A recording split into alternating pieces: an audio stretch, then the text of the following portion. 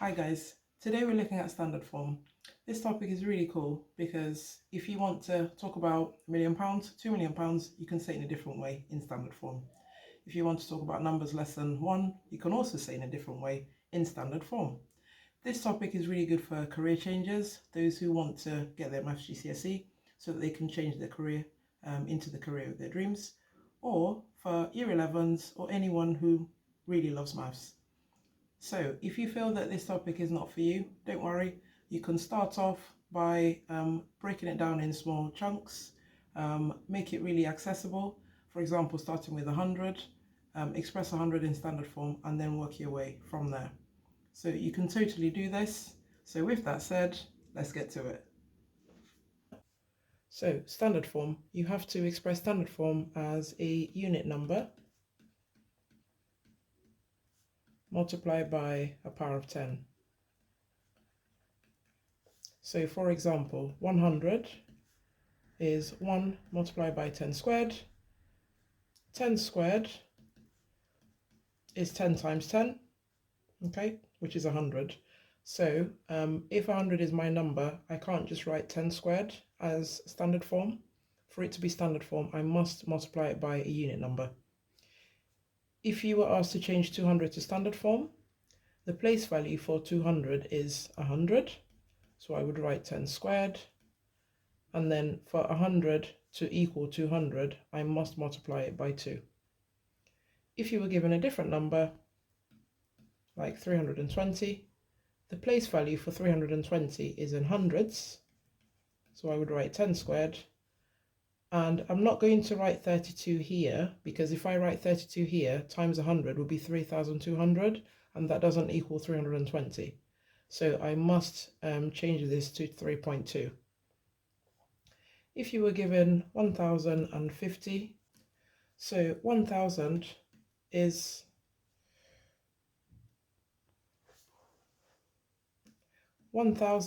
10 cubed, okay, because 10 times 10 times 10 is 1,000, which is 10 cubed, okay. Multiply it by, so this is going to be 1.05. It's not going to be 105, because if you multiply 105 by 1,000, that's going to be 105,000, which is not the number we have here. So you have to make these digits a unit number, and the only way to do that is by putting a decimal point after the 1 there. If you were given 1,000,000, let's go straight to the big numbers. So quickest way to do this is count all the digits after the first digit. So I've got 6 digits after this first digit 1. So I know that's going to be 10 to the power of 6. And then again, the unit number will just be 1. Okay. So now I want you to have a go at changing 400 to standard form, 5,950 to standard form,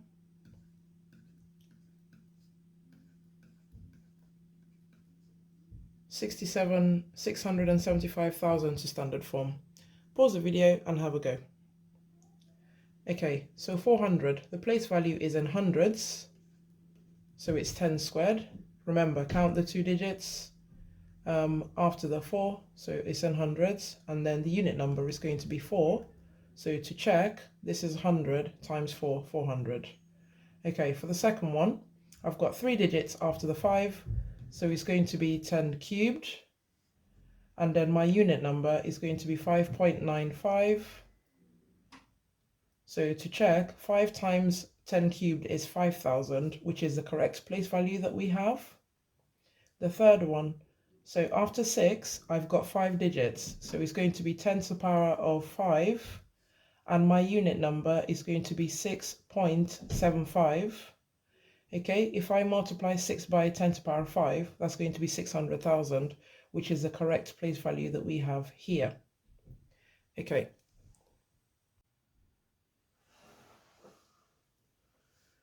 So now we're going to do standard form with decimal numbers. So 0.1 as a fraction is 1/10. 0.2 as a fraction is 2 tenths. We've got 0.01 as a fraction is 1 over 100. So to change 0.1 to standard form, I'm going to multiply 1 by 10 to the power of minus 1. So 1 tenths is 10 to the power of minus 1. Okay, 2 tenths is 2 times 1 tenths, which is 2 times 10 to the power of minus 1. Okay, 1/100 is 1 times 1 over 100, which is 1 times 10 to the power of minus 2. So the quickest way to look at this, you can look at it two ways. One is to compare 10 to 1 over 10 as a power of 10. So 10 as a power of 10 is 10 to the power of 1, but then 1 over 10 is 10 to the power of minus 1. 100 as a power of 10 is 10 squared. 1 over 100 is 10 to the power of minus 2. So another way to compare them is by looking at the decimal place of the value that we need to convert. So 0.1 is my decimal, so I'm looking at the 1. So that 1 is the first decimal place. So because it's the first decimal place, I know that I'm multiplying by 10 to the power of minus 1 because it's the first decimal place. And then I don't have any other digits here other than 1, so I'm multiplying by 1. So 0.25 to convert that to standard form, I would need to look at the 2 there. So the 2 there is 1 decimal place. So I know that I'm multiplying by 10 to the power of minus 1. And I need to change this to a unit number, so it will be 2.5. Okay, so that's just moved one place, 2.5 times 10 to the power of minus 1. And to check, 2.5 times 10 to the power of minus 1. So this is the same as 1 over 10.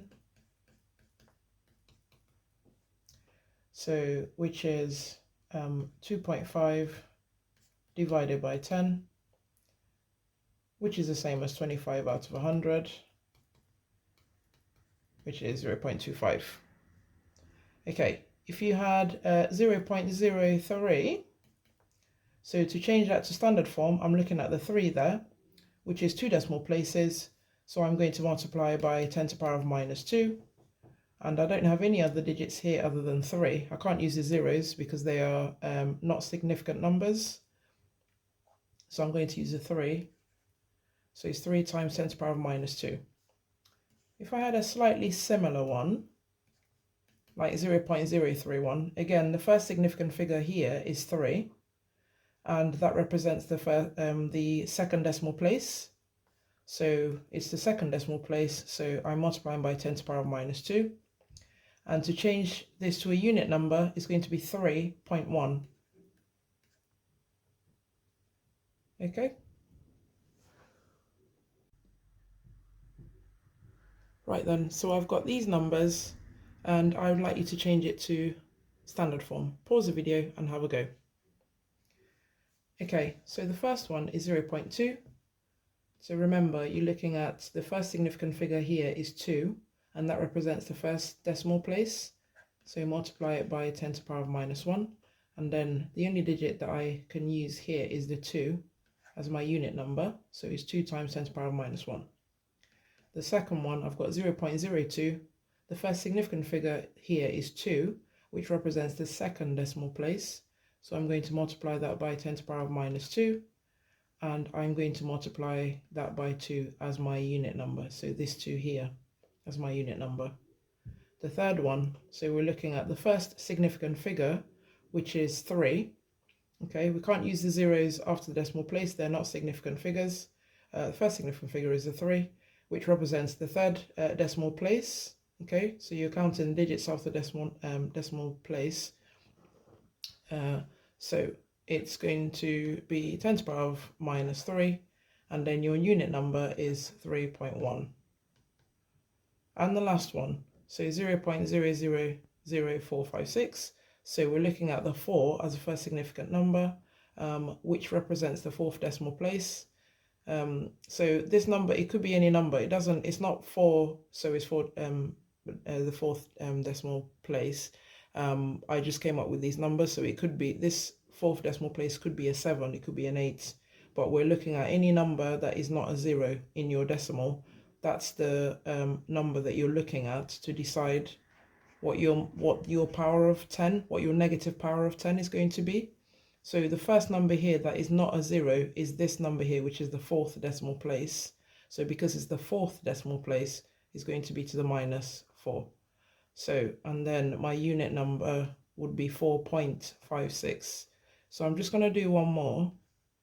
So 0.0579, let's say. Okay. So again, we're counting after decimal place 1, 2. So I'm looking at this 5 as my first significant figure. This 5 represents the 2nd decimal place. So it's going to be 10 to the power of -2. Okay, so the 2nd decimal place. And I need to write a unit number. So it's going to be 5.79 as my unit number. Okay.